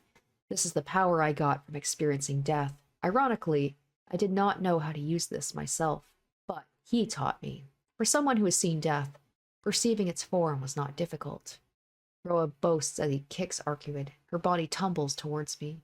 Arcueid, I can move again. It's because the power behind her mystic eyes has vanished. It means her power is no longer working. Damn! Shaking the thought from my mind, I hold her close. A chill runs through me the instant I hold her. Her body is terribly cold. The only heat left within her is like a candle about to go out. Roa still stands before us, but I don't care about that. Right now, I just want to help Arcueid. Arcueid, I call out to her. Her closed eyes open energetically, as if waking from a dream. That was very lame, wasn't it? With patchwork brightness, Arcueid puts forth a strange smile. What kind of stupid things are you saying? Why did... I can't speak clearly. I wanted to say something more, something better, but my brain doesn't work. I can't be calm now. As I hold her, a lack of lingering warmth in her body tells me it's hopeless. If I took off my glasses, there's no doubt I would see something even more hopeless. More than anything else, I don't want to see that. Why? It's all I can manage to say. Exasperated at myself, I hold her tightly. There's no embrace in response. She doesn't have any strength left in her. All she does is smile happily. No, this can't be happening. Why? Why did you do this all by yourself? We're partners. We said that we'd help each other to the very end. Oh, yeah, that's right. Yeah, I kind of forgot. How could you forget? This makes me useless. I said I would help you. I said I'd definitely help you, but I couldn't help even one bit. No, that's not it at all, Shiki. You've helped me more than enough. That's why it's enough already. Cough. She coughs up blood and smiles painfully. so I wanted to thank you. In the end, I'm glad I was able to protect you from Roa." I gasp. Arcueid's glazed over eyes don't see anything. Not her wound. Or even Roa, who still lives. Her time, since attacking a while ago, ended right then. Yeah, thanks. Thanks. I can't even lie properly. The light in her eyes is fading. Her body warmth is rapidly approaching 0. I'm going to lose. Am I going to lose her like this? Arcueid, yes? Drink my blood. If you do that, you'll get your power back. Not even thinking, I scream that out. She doesn't answer, but slightly, she shakes her head. Why? Don't tell me you're still scared. Look, you said it before, right? You asked me, what if birds or fish had the same amount of intelligence? Could I eat them? I would. If it meant I'd live, I would. Isn't stealing things from others to live a natural law of the world? That's what she said herself back then. So why? Why does she just shake her head with those pitiful eyes? I don't like talking about what-ifs. A denial, but that was my line back then. But she said it before. She likes playing what-ifs. Because it feels like there's hope. Really? I like what-ifs. Even if it's sugarcoating things. I feel there's always some hope. Isn't there? But I can't finish. My throat is just so tight. I can't speak properly. That's true, but right now, there's something else I want more. With a wavering voice, I ask her what it is. I want you to kiss me, Shiki. What? Such a simple thing? Is that all right? I press my lips to hers. It isn't sweet like before, or gentle. Just a kiss where I press my lips against her cold lips without any warmth. After that, she smiles as if extremely happy. I always wanted to do something like that. Oh, we did a lot more than that, Arcueid. I don't know what you're talking about. Did you forget? Oh? You really like strange things. But I'm still happy. Just that felt really good. I've lived for so long, but I've never been this happy like I am now. So, I kind of thought to myself, maybe disappearing like this might be good. After murmuring such a thing, all warmth disappears from her body. Oh, so she just did? That's it? No. I didn't go wrong somewhere. I followed it exactly. There's got to be a way. It's just like in Fate, right? Kira was able to come back, always able to come back and pull out a win from nowhere. Arcueid? There's no response, even though her body is still here. Even though her body is still this soft. Even though I still remember the sound of her voice in my ears. Never again. None of this will ever happen again. What have I been doing? I wanted to make her happy. I wanted to teach her so many things. I wanted to take her to so many places. I wanted to be with her forever, but it can never happen. She's done it. No matter how you look at it, there's nothing more. Suddenly, before I could say the right thing, she went off and passed away by herself. For my entire life, I won't be able to forget this. This death, this maddening calmness. I'll never forget it. Tap. I hear the footsteps of the man who is watching it all. Finished, Shiki? Yeah, it's finished. Answering, I turn towards my enemy. We face each other in the moonlit hallway. Roa doesn't move from the spot where Arcueid was before. He was watching everything silently, probably because he knew he was in a dominant position. I didn't think you were still alive. Roa says this casually, as if nothing has happened. I take off my glasses and ready my knife. It seems those who can see death are good at escaping death. It isn't a matter of the strength or weakness of your life. However, normally people call that useless effort. You're one to talk. You and I, we've already died once. Exactly, Roa says as he smiles. Those returning from the dead can understand death. You and I are special cases of that kind. I've experienced death 17 times before I got to this, but you've only done it once. Honestly, it must be the difference in our latent ability. I really am curious what kind of ability it would have been if I had reincarnated in your body. A bothersome, overly composed voice. Just hearing it makes my head hurt. I have 2 things to ask you, and 1 thing to tell you. I managed to say this while my head fills with pain. Oh? Alright, go ahead.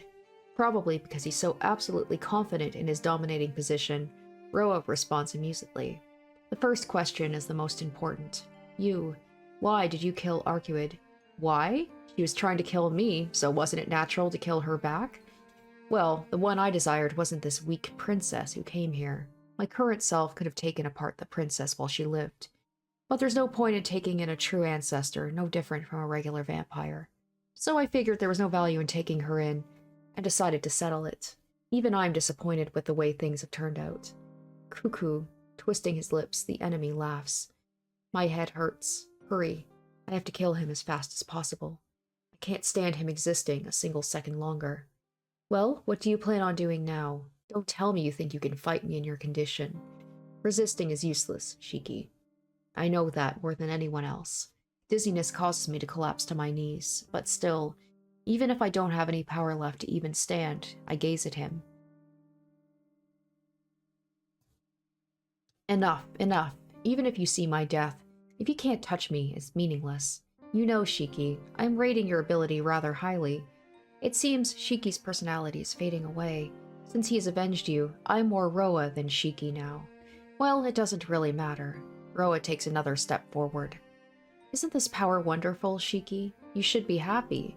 We're probably the only ones who possess the mystic eyes of death perception in the entire world. It would be a shame to lose such a rare ability. And more than anything else, we're the same entity.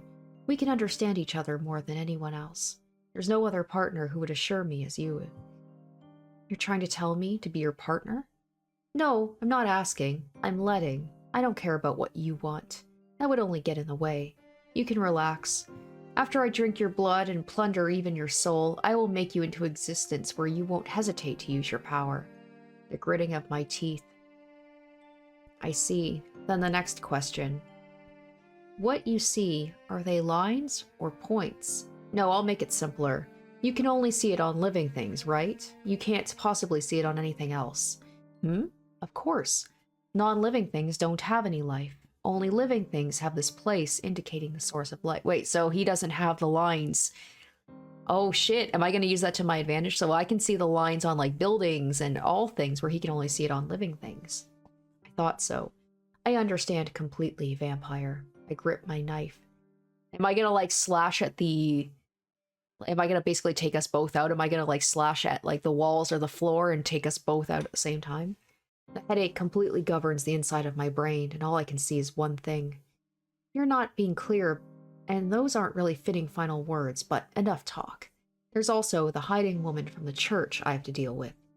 You're lucky, Shiki. Once I make you my subordinate, your first opponent will be that woman you trust.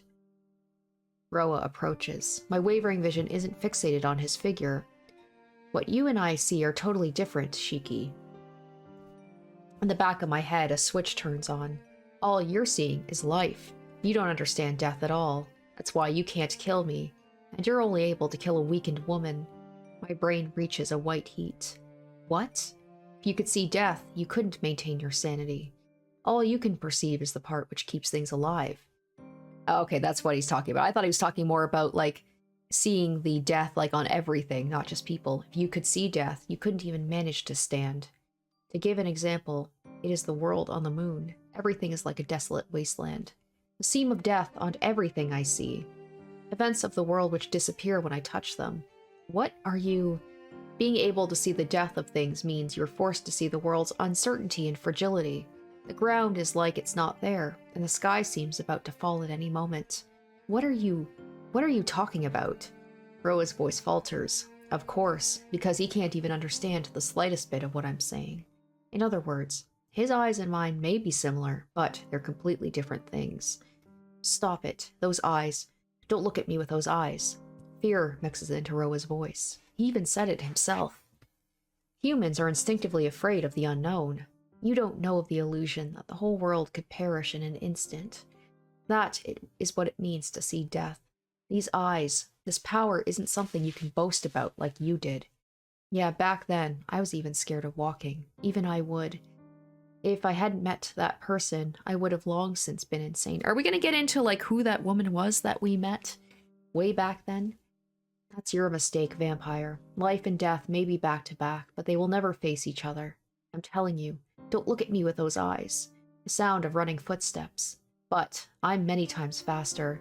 I'll show you. This is what it means to kill something. Saying that, oh, Oh, shit. Okay, so I am doing it. I am going to be taking out the floor. I thrust through the hallway's point on the floor. Instantaneously, the lines racing through the passageway undulate. What? Even the sound of Roa's screaming voice is buried amidst the crashing rubble. The passageway is literally killed. The blocks which lost their meaning break apart and crumble away. For Roa, it must have been a total surprise attack. Pulled down by the destruction of the hallway and the collapsing rubble. This seems very anticlimactic, but I guess in the state I'm in, there's not much I could do. I can't, like, physically face him head on. Roa falls to the earth. In front of my very eyes, the passageway crumbles away. Enduring the pain in my head and the burning in my body, I head to the stairs. I head past Arcueid's corpse and hurry to the courtyard. Under the moonlight, the courtyard under the passageways become a sea of rubble. In its center, something moves. He really is sly when dealing with death. I pull my almost collapsing body towards it. He's really something. The lower half of Roa's body is almost completely gone.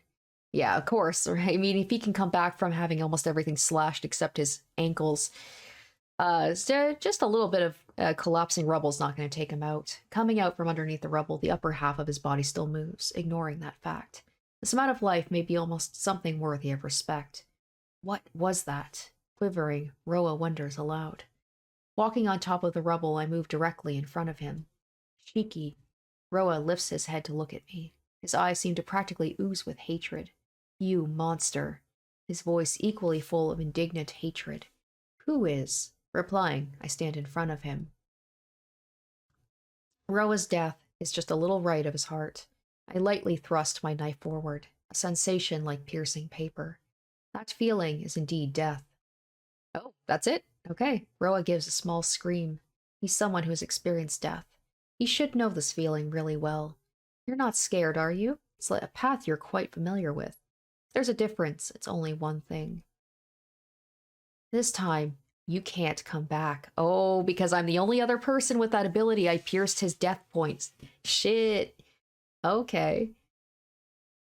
I pull out my knife and turn away from Roa. Roa isn't dead yet. Like Arcueid. Okay. Like Arcueid's, sorry, I'm a little, ooh, okay, let's try this again. Like Arcueid, someone as long-lived as him will linger just a little longer. I breathe weakly. My mind wavers. If my body is at its limit, then my head is past its limits. Arcueid even said back then, I shouldn't force myself to look at the death of non-living things. If I do it too much, the blood vessels in my brain will burn away. I don't care about that. It would have been all right. Even if I turned myself into a vegetable, it would have been worth it to stop Roa sooner. That way you wouldn't have had to. I collapse. I fall on the ground. My ankles are in pain. I turn around and see the upper half of Roa's body, which crawled this far. Oh, you. With bloodshot eyes, he makes his way onto my collapsed body. Fading, disappearing. I am disappear. His bloody arms wrap around my neck. Why? I disappear. How did you kill me? Me! Opening his saw-like mouth, he moves to bite my neck. I won't disappear. You and I are connected, you see. You transfer my existence. Links cannot be cut. Oh, his teeth dig into my neck. Come on. Ciel, where are you? He vanishes. Okay. Did she just take him out, or did he just die on his own? He vanishes. Roa's body falls apart in a single instant. Hey, there she is. Yes, with this, it means I'm the one who killed him. I love how she's just waiting until, like, I did all the work, and then she just comes in and be like, boom, all right, I'll take the credit for that. Senpai says this, sword in hand, and breathing happily. Eh? I don't quite understand. I'm saying, I'm the one who killed Roa. No matter who your opponent is, you should not kill humans. You are not... Okay. She's doing this for my sake. It seemed like she just was, like, sniping my kill. You were not someone who should come to my world, so I'm the one who killed him. Senpai says this haughtily as she places her hand on her hips. Senpai, that's just sugarcoating it. Maybe it is, but it is a kind lie, so isn't it okay? Even if it's hypocrisy, doesn't it allow hope somehow? Those words are similar. When I told her not to talk about what-ifs, she answered with something like that. Yeah, that's right. Somehow, somewhere, if there's hope, then how happy can that be? But that isn't really important, is it? Are you okay, Tono-kun? Were you bitten? Senpai rushes quickly to care for me. My consciousness fades away. I don't want to move anymore, and my brain wants to rest. Kun, Shiki, hey! Farther and farther away. Eyes stay still open, with a glass-like moon overhead. My consciousness completely ceases. As it happens, I think to myself how it seems just like a television being switched off.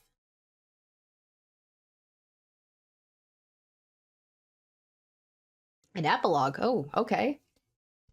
Wasn't there was supposed to be a final choice? Maybe I have to get to one ending first and then I get, because there's like a true ending and then there's a good ending.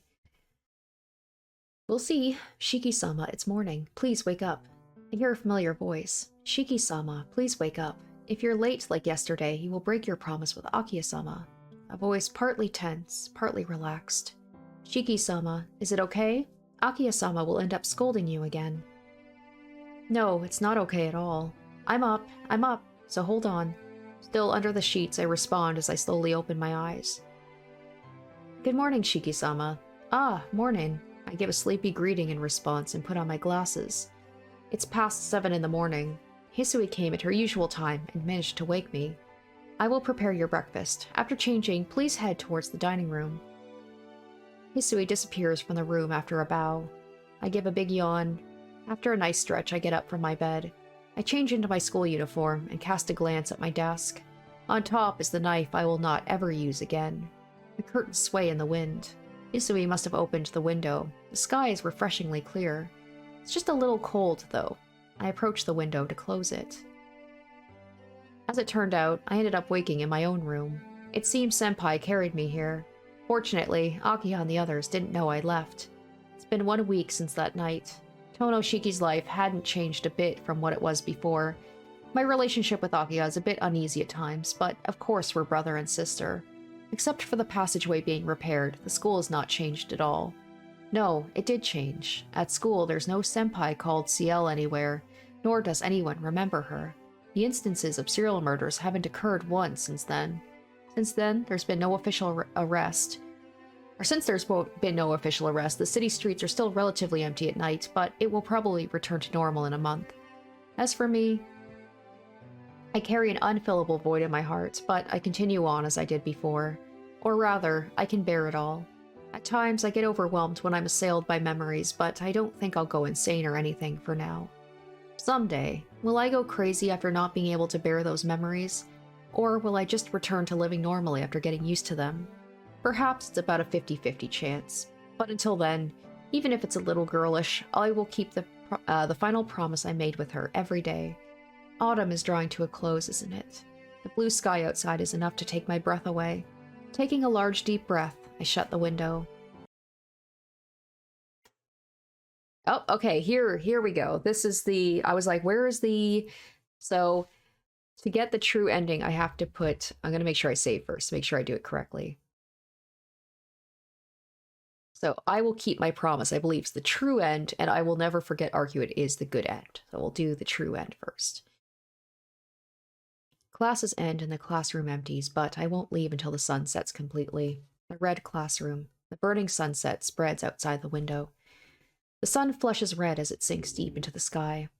I'll always be waiting here. I'll remember my unforgettable promise. I'll continue waiting here forever. There's still one promise I haven't been able to fulfill. When this is all over, when we're done defeating this vampire, before we part, can't we do something like this just once more? Back then, she tilted her head to the side in confusion. So I really was wondering, what would happen if we were to meet again without any responsibilities? If we just met for no particular reason? When I said those words, I was only thinking about her. If you're too busy, then it's okay. I only thought of it just now anyway. Just not as two people cooperating, but as two friends who got along, not doing anything in particular. We could create some normal memories like that. I knew she would be happy. Okay, when everything's over, let's come here again, Shiki. It won't have any meaning, but I'm sure it will be really, really fun. After her eyes widened in surprise, she nodded. In the classroom bathed by the sunset, Arcueid smiled and made that promise with me. I remember that promise. I remember that smile. I remember everything. I can't forget. I won't forget. I'll always, always remember the promise we made in a room ablaze with the sunset to meet here again. The sun sinks further, these hours until the vermilion fades completely, the quiet time till the crimson sky disappears. This eternal fleeting instant of a world standing still. Maybe I'm already crazy. Even though I'm waiting for someone who will never come, my heart is horribly calm. Clatter, the sound of something touching a desk. I look. A window is open. I realize, painted in red sunlight, she's standing by the window. What? She doesn't move at all, but she's there. She's right in front of me. She's not an illusion, but I feel that there's some distance which can never be spanned between us. I can't speak, but I feel so terribly calm now. Geez, I really was planning on disappearing, Shiki, but you just wait forever. I couldn't just leave you alone like that, so I came here. She smiles bashfully. Well, you know, I did say I was never going to break a promise with you again. That's true. Thanks for keeping that promise. But I'm sorry, it seems this time that I'm the one who won't be able to keep it. Why? I'm surprised myself. I ask her this in a truly gentle voice without any anger at all. Yeah, I never did tell you my reason for pursuing Roa. Actually, a long time ago, I once drank human blood. At that time, the human stole some of my powers and became an incredibly strong dead apostle. In the end, he ended up killing all the other truest ancestors, except for me. Then that means... You mean Roa? Yes, until that time, I never knew about the vampiric impulse. The other true ancestors also believed I did not have it. But it was too late. Until then, I didn't even know I was a vampire, so I didn't even know it was something I shouldn't do. I see. Never having been taught anything, she wasn't even taught she was the same as those she killed. Because of just one mistake, I destroyed everyone, so I won't drink human blood again. But a true ancestor that has drank blood once cannot remain sane without doing it again. I can only be here because you completely killed Roa, even though I annihilated him so many times. It was only his flesh, and not his soul. But you killed his existence completely, Shiki.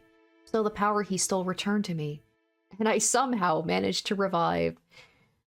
It's giving the somehow Palpatine returned vibes, but I'll accept it if it means that she's back. That doesn't... But that's all I can do. I can no longer resist the vampiric impulse inside of me. So, that doesn't matter. Shiki, I can't see you again. I'm sorry for breaking our promise. That doesn't matter to me. I just want you to be by my side, that's all. You can keep your promise. Shiki? Drink my blood. If you do, you can keep your promise. Time passes by, neither of us say anything, and after a truly maddening silence, I see, but I can't. I don't need your blood, Shiki. Why? Is my blood not good? Do you have a reason for not drinking it? She nods. I like you, so I won't. She smiles like a flower blooming triumphantly. I suck in a large amount of air and just try to suppress this feeling. I want to stop her. I want to stop her. I want to stop her. I want to stop her. Even if I have to kill her. What if that happened? I just kill her at the end? I want to stop her. But her smile is just too gorgeous. I can't selfishly bring myself to ruin it. Goodbye. I really am grateful for everything, Shiki. My throat trembles and no sound comes out, but still, I have to say goodbye. I am a liar. Why? You kept your promise, Shiki. Just a worthless liar. I said I would make you happy. Yes, I vowed to. No, not at all. I'll sleep from now on, but I will always be dreaming of you. I enjoyed our time together so much. I will always be dreaming about it.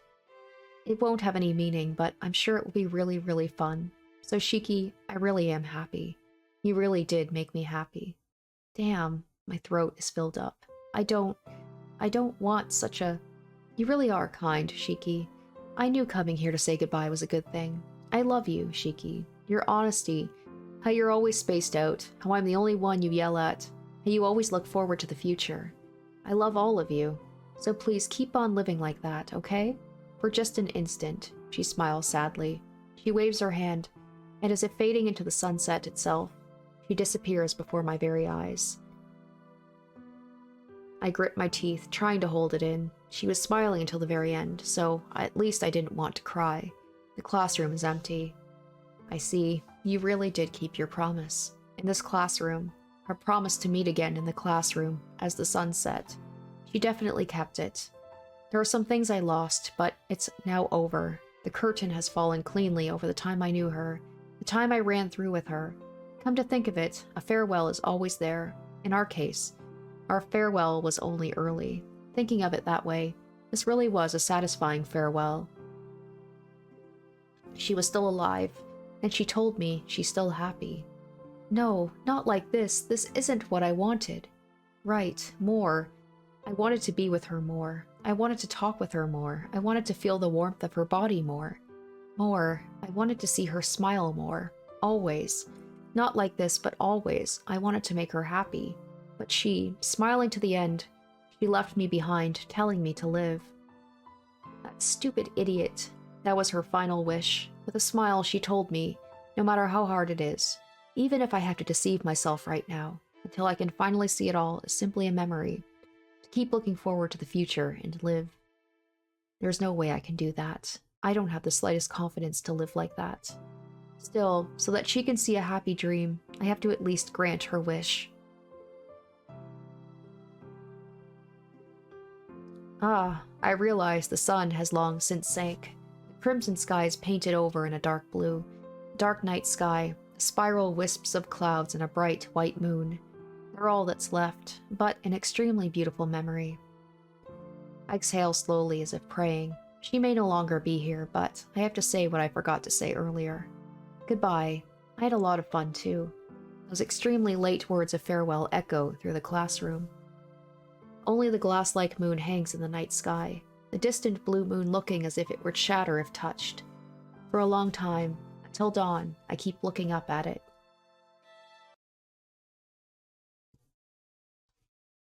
Oh, that's it. Wow. As this ended really quickly in comparison to a lot of the other, granted, I know this is like a very early visual novel, so it's not going to be as long, and but still, I'm surprised. Like, usually, what is this, episode 9? 10? Like, that's such a short amount of time, it feels like, compared to other visual novel routes. I know that there's still, like, a couple of other routes for me to do, but that still felt like it went by so quickly. But there is still one more choice to make anyway. We're not completely done with Arcueid's route yet. We do have to go back and pick the other choice, and then I guess it's moving on to the next route after this. I am curious as always to see like how different is it going to be in comparison when we have like a different person. Hopefully it's like completely different. Oh, okay. You've reached Arcueid's true ending. Well done. Each heroine, with one exception, has two different kinds of endings, a true ending and a good ending. After reaching one of the endings, please go back a little and re-advance through the story. A different event should await you. Well then, thank you very much for playing up until this point. Let's meet again, somewhere, in Tsukihime. Alright, now we're going to choose I Will Never Forget Arcueid. I start walking from the mansion atop the hill towards school. Like any other day, the morning is wrapped in tranquility. Autumn is almost over and winter is close by. Perhaps when this vague season in between the heat of summer and the chill of winter changes, maybe this transparent feeling will also change. I see more figures of students in uniforms the closer I get to school. Today is Saturday, so most of them are smiling as they walk along the road. Once I pass this intersection, I'll reach the front gate. It will soon be a month since I came back to the Tohno mansion. I've already become well used to this route by now. Traffic light turns red and I stand in front of the crosswalk. Oh, am I going to see her in the same spot where, like, I first saw her waiting for me? Every time I stop here, I remember. At one time, at this intersection, Arcueid was waiting for Tohno Shiki back then as she sat on the guardrail, just like she's doing now. Eh? I say with this without even thinking. Between the cars rushing by, a scene unfolds just like before. What? She's there, dressed in white, with golden hair down to her shoulders, long, slender eyebrows over crimson eyes. Her figure I could never mistake for anyone else, no matter what. This figure that had already vanished long ago. The light turns green. The students around me start moving. In the midst of it, I'm the only one who stands still, and she's the only one who notices I'm here. She has her typical smile as she crosses the intersection. I can't speak. I'm so overwhelmed with emotion, I don't even know what to do. Even if this is just some sort of bad illusion, I'm so happy just to see her again, I could cry. Hello, are you heading to school, student-san? I can't believe it. The illusion even has her voice down perfectly. Shiki? Hey, why are you so quiet? Don't tell me you forgot about me. Those red eyes looking up at me. There's no way I could ever forget. But at the same time, there's no way she could be here, alive. I can't speak. She wrinkles her eyebrows together and glares at me like an angry cat. Geez, what gives? I put up with not getting to see you and was waiting here for so long. Don't tell me you're angry, Shiki. I just can't believe it. This isn't an illusion in front of me. It really is. Arcueid? Yes, it's me. Thank goodness. I thought you became a vegetable after fighting Roa. I really was worried, you know? Wait a minute. I'm so confused. What do I say? What should I be happy about? Is there something I need to do? I really am just so overwhelmed, I don't know. Shiki? Hey, you're acting funny. Your mouth is wide open. So are your eyes. Well, it's kind of interesting for me, so I'll keep watching. Arcueid. That's what I mean. Geez, you keep just saying my name. We finally managed to meet again, so can't you find anything more fitting to say? Yeah, there's no mistaking it. There's only one person who could say such ridiculous things. Why? I can't hear you. Please say it a little louder. She tells me, come on, as she points her ear closer to me. Why are you still alive? I scream and voice my feelings as loud as I can. Oh, not so loud, Shiki. You, don't say not so loud. Why are you alive?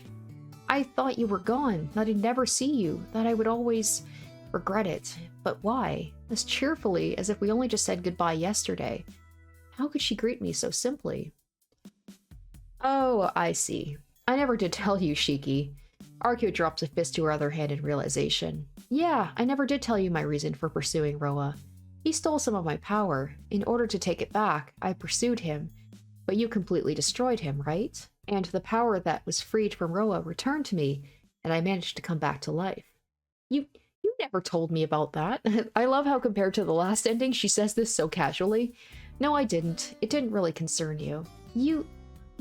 Why did... Anyway, I revived, but I could barely resist the vampiric impulse inside of me. I probably would have done something terrible if I went to see you, so I slept until I regained my power. Because of that, I was able to return to normal, but it took 7 days to suppress my impulse.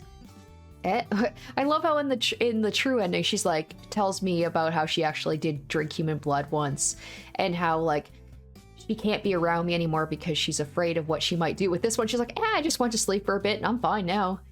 Then you really are okay now, Arcueid? Of course. If I wasn't, I wouldn't be here. She flashes me a full smile. Arcueid takes my hand. You know, Shiki, while I was asleep, I was really looking forward to meeting again like this. Because once I did, we could go around and do so many things. I was thinking it'd be so nice to get better even just a little quicker. Arcueid looks at me with a pure, unadulterated smile. I'm speechless. Not in a bad way. I'm just so happy. Being able to see her smile again. All the things that we can do from now on. How I told Senpai that my wish was never to leave Arcueid alone again. Not one of them was lost. There's so many things I want to say and tell her right now, but right now, I'll just speak honestly from the heart. Welcome back. I've been waiting for a long time. Dude, it's been less than a month. I squeeze her hand in return and briefly tell her just that. She looks a little bewildered at first. Yeah, saying that, she looks away in embarrassment. Arcueid? I call out to her. After a brief pause, she faces me with a full smile. I'm back. I'm glad you were still yourself, Shiki. My chest tightens. If this wasn't right on the way to school, I would embrace and kiss her. Her smile is just so adorable. Alright, let's go, Shiki. You're going to take me to many places, right? She's like, let's skip school, come on. I'm gonna become a delinquent. Arcueid releases my hand and jumps like a rabbit. She's so radiant, I can barely look at her directly. But, where? Anywhere. Somewhere you think is fun, Shiki. Smiling, Arcueid replies like it's nothing. But it's a little troubling. You know, I do have school. Hey, can't you at least spend a day with me today? Gosh, she's just come back and she's already becoming the clingy, needy girlfriend. Arcueid looks dissatisfied. Evidently, I'm extremely weak against that face of hers. Well, even if I went to school like this, I wouldn't be able to concentrate, and more than anything else, I want to be with Arcueid. You're right, who cares about boring reputation? Okay, Arcueid, I'll indulge your selfishness for the day, my princess. Yay! Bump. She suddenly presses her body up against mine. Hey, Shiki, that night, what were you talking about with Ciel? What you were talking about with Ciel, your feelings haven't changed? She looks up imploringly at me as she asks. My feelings that night? What do you mean? About you saying you loved me. I start to splutter. It's too embarrassing for her to ask me this question when she's this close to me. I forgot. You shouldn't eavesdrop, Arcueid. I can't help it if I overheard. Anyway, come on, answer me. Your words that night, they haven't changed? Idiot. I don't even need to say that. Yeah, they haven't changed. I can't make any guarantees, but they'll probably never change. I'm so embarrassed, I look up at the sky and answer. Arcueid wraps her arms around mine. Oh, then you should prepare yourself, Shiki. Prepare? Prepare for what? I can't help but let out a tinge of uneasiness creep into my voice. She holds onto my arms and speaks with a smile. Because you promised to be with me forever. Didn't I say so when we first met? I'll have you take responsibility for me. Then she starts to walk, still holding onto my arm. She's as energetic as a little child urging me to hurry up to get to a playground. Oh, I see. Certainly, I would have to prepare. Speaking to no one in particular, I start to walk with her. I head towards some random place, going against the flow of students going to school. Where to? Well, there's no place we can't go. Sunlight really suits this princess of the moon accompanying me. The weather is a perfect blue sky. Hand in hand, we walk towards a new beginning for the two of us. I don't know, like, okay, that was cute, but at the same time, I just loved, like, I don't know, I felt like the true ending was a little bit more bittersweet. This one was just, like, did she not know in the true end if she had just slept a little bit, she could have just apparently cured herself of the vampiric urge? It felt, I don't know, more, like I said, bittersweet, realistic. With this one, she just magically is like, yep, I slept for a bit, I'm all better, don't even have the vampiric urge anymore, and we can be together. Together forever. I feel like in about a month, he's just gonna be like, oh my god, she's just too much. You know, it's like fun in small doses, but like all the time. I feel like she would just demand his attention all the time. I would like to see that. There's those things like, you know, with media, when you, like, a couple, they get their happy ever after, it's like, let's look on them in a year and see how they're doing. I feel like with this one, he would just be like, oh my god, she's too much, and she doesn't really have anyone else she knows, so she would just, like, want his attention all the time. That's just my take on it. It was very cute, but I think I did prefer the true ending. I felt like there was finality to it. I thought it was cute about, like, you know, I'll be sleeping, but I'll remember you, and then, like, he can move on with his life, and she moves on with hers. And it was just like a little blip in his life that he'll never forget. I don't know. I just thought that was sweet. Alright, guys. Well, I wasn't expecting to finish that so soon, but I guess it makes sense given that, you know, I was following the walkthrough and it did say, you know, day 11, and I got to day 11, but I don't know. It still felt like even with me only playing once a week that it went by pretty quickly, but I mean, this is from 2000, so it's not going to be quite as long as, you know, like more recent visual novels, especially ones done by bigger studios, but still, like, it's very impressive to think that this was done all the way back in 2000 with, like, a very small group of people. I enjoyed it, though. I've given my thoughts already about which ending I preferred, the true end over the good end, but with that, we are done with Arcueid's playthrough, and now we're going to do Ciel's in the next episode. So I imagine it's probably going to be, like, a lot of visual novels, and that maybe the first couple of days is going to be pretty similar with maybe a couple of changes, but you know, after a certain point, it's really going to branch off and become its own thing with a bunch of new choices and new scenes, so I'm excited for that. Ciel is just such a mysterious character, so interested to learn more about her. But hopefully you guys enjoyed. Thank you so much for watching, and stay tuned for the beginning of the Ciel route in the next episode. Until then, bye. Special shoutouts to my top tier patrons: Revealing Storm, Lynn's VA, Lunar, Kenju Storm, iCognito, and Bad Cat.